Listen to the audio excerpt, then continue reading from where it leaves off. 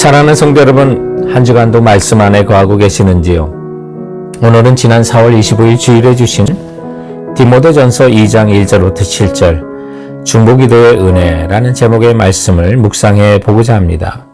묵상을 위한 산책의 장소로는 데스밸리 국립공원 안에 있는 아티스트 팔레트라고 하는 예술가들이 그림 그릴 때 물감을 바르기 위해서 팔레트에 여러 색깔의 물감을 칠해 놓는데요.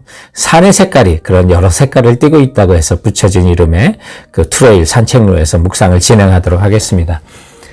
우리는 지난 주일 코로나 팬데믹으로 인해 많은 두려움과 지루함이 찾아오면서 미국 안에 술 마시는 빈도가 14%나 증가했고 또 과음도 41%나 늘었다고 하는 그 통계를 들었습니다. 그러나 우리 예수 믿는 성도들은 어떤 일로 두려움과 지루함을 이겨내고 있습니까? 디모데전서는 목회를 어떻게 하는지를 바울이 자기 신앙의 후계자인 디모데에게 편지를 쓰면서 주신 내용인데요. 오늘 본문에는 그런 모든 어려운 일을 당할 때 디모데에게 기도를 하라고 강조하고 있습니다. 그것도 디모데 자신을 위한 기도가 아니라 중보기도를 강조하고 있습니다. 우리 본문을 통해서 우리도 이기적인 기도에서 떠나 하나님의 은혜를 누리기 위해 중보기도의 그 내용과 은혜를 좀 만나보고자 하는 것입니다. 그러므로 본문이 우리에게 가르치는 첫 번째 중보기도의 은혜는 모든 일의 우선은 기도다 하는 것입니다.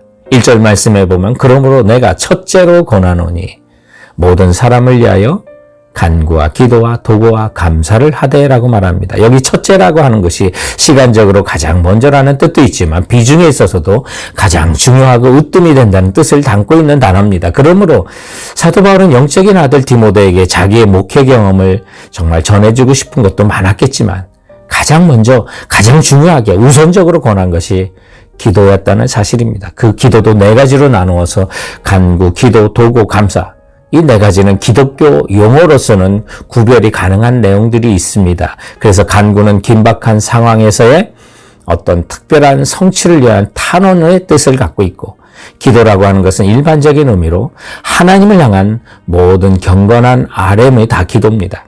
도구라고 하는 것은 다른 사람의 유익을 위하여 간구하는 중보기도 행위를 말합니다.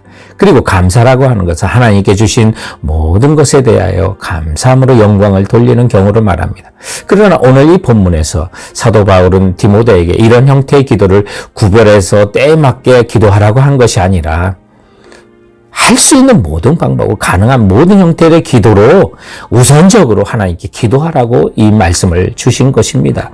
그러므로 우리의 삶에 있어서 어떤 일을 하든 먼저 기도하는 것이 중요합니다. 예수님께서도 공생애를 시작하시기 전에 광야에 들어가셔서 40일 동안 먼저 금식하며 기도하지 않으셨습니까? 하루를 시작하기 전에 새벽 미명에 오히려 주님은 하나님께 기도하셨습니다. 십자가를 앞두시고도 겟세마네에서 먼저 기도하셨습니다. 그러므로 우리도 모든 일의 시작과 마지막이 우리 하나님께 달려있음을 믿는다면 여러분 우리 모두 기도로 먼저 주님 앞에 나가야만 하는 것입니다. 그리고 성령을 소멸치 마십시오. 성령님이 마음에 부담을 주실 때 그때 바로 그 시간에 엎드려 기도할 수 있는, 그래서 모든 일에 우리의 삶에 우선이 기도가 되는 우리 모두가 되기를 바랍니다. 중보기도의 은혜, 본문이 가르치는 두 번째 교훈은 지도자 위에서도 기도하라라는 것이었습니다. 우리 기도할 우선적인 대상을 본문이 보여주기를 2절에 임금들과 높은 지위에 있는 모든 사람들, 곧 지도자들을 위해서 기도 먼저 하라고 말합니다. 그들이 높아서가 아닙니다. 성경이 우리에게 지도자를 위하여 기도를 명한 것은 그들의 행정적인 결정이 바로 나 자신의 유익과 직결되기 때문인 것이죠. 그래서 2절에 보면 이는 우리가 모든 경건과 단정한 중에 고요하고 평안한 생활을 하려 함이라고 말합니다.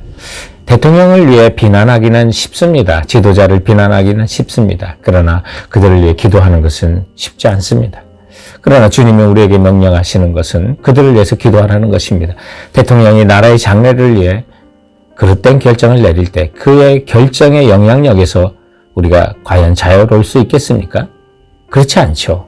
그렇다면 내가 대통령을 지지하느냐 마냐를 떠나서 우리 모두의 자신의 유익을 위해서도 대통령을 위해서 기도하는 것도 잊지 말아야만 합니다.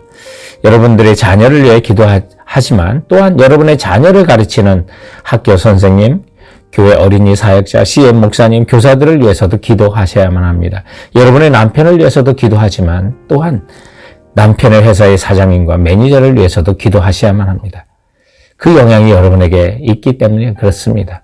그리고 교회에서도 여러분을 영적으로 인도하는 목사님들과 안수 집사님, 권사님, 그리고 동산지기를 위해서도 기도하셔야만 합니다. 그래야 우리 삶의 장에 고요와 평안, 은혜와 축복이 임할 것입니다. 그리고 본문 3절에는 이것이 우리가 하나님 앞에 선하고 받으실 만한 것이라고 말씀합니다. 오늘 또한 본문 중보기도의 은혜 세 번째 우리에게 주시는 교훈은 예수와 같이 기도의 삶을 살라는 것입니다. 우리가 기도해야 하는 이유는 예수님이 직접 보이신 중요한 사역이면서 동시에 우리도 감당하기를 주님께서는 원하고 계시기 때문입니다. 5절 말씀에 보면 하나님은 한 분이시요 또 하나님과 사람 사이의 중보도 한 분이시니 곧 사람이신 그리스도 예수라고 하셨습니다.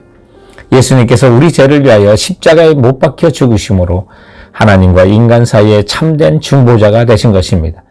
예수님은 우리 구원을 위해 하나님께 기도하셨을 뿐만 아니라 그 기도에 맞게 대속의 삶을 사셨던 것입니다.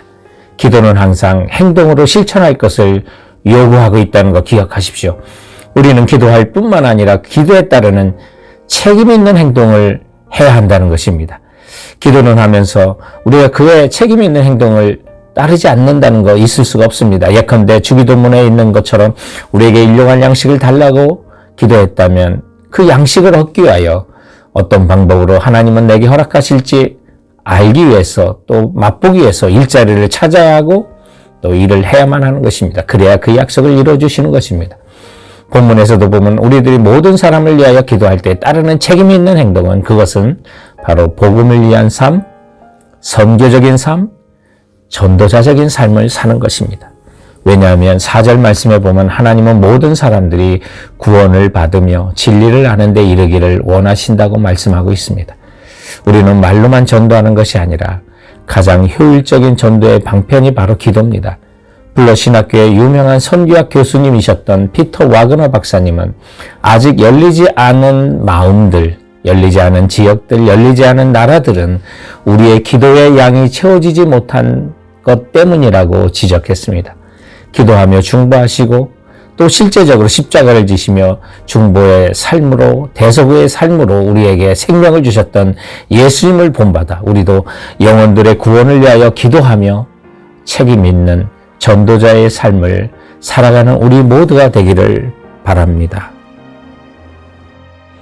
중보기도의 은혜 본문이 가르치는 네 번째 교훈은 기도할 때 응답과 축복이 담긴다는 것입니다. 우리는 기도할 때 여러분 하나님께서 우리의 삶 가운데 응답도 주시고 축복도 담아주신다는 거예요. 2절 말씀에 보면 임금들과 높은 지위에 있는 모든 사람을 위해서 중보기도 할 때 어떤 축복이 우리의 삶 속에 있냐면 그것은 모든 경건과 단정한 중에 고요하고 평안한 생활을 하려 함이라고 말합니다.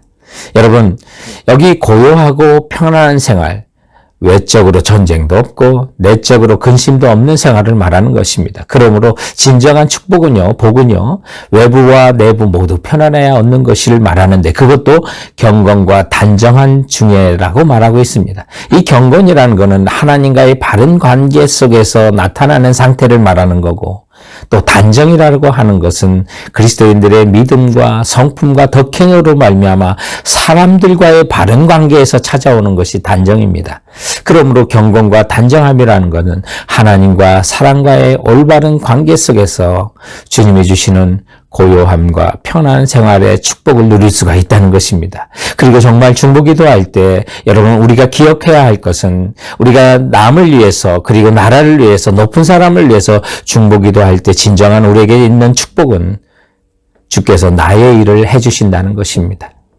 우리가 주를 위해서 일할 때 그리고 주님의 말씀을 따르며 순종할 때 주께서 나의 일을 해주신다는 것이죠. 정말 우리는 그러므로 하나님 나라를 위해서 우리는 힘써 일하면 주께서 나의 삶의 일을 해주시는 것을 경험할 수밖에 없는 것입니다. 에스겔서 36장 36절로부터 37절에 보면 나 여호와가 말하였으니 이루리라. 그래도 이스라엘 족속이 이같이 자기들에게 이루어 주기를 내게 구하여 할지니라고 말합니다. 주님은 말씀하셨기 때문에 이루실 것입니다. 그래도 하나님의 백성들은 우리들에게 그와 같은 하나님의 약속이 이루어 주기를 하나님 아버지께 간구하고 중보하며 기도하여야 주신다고 약속하고 있는 것입니다.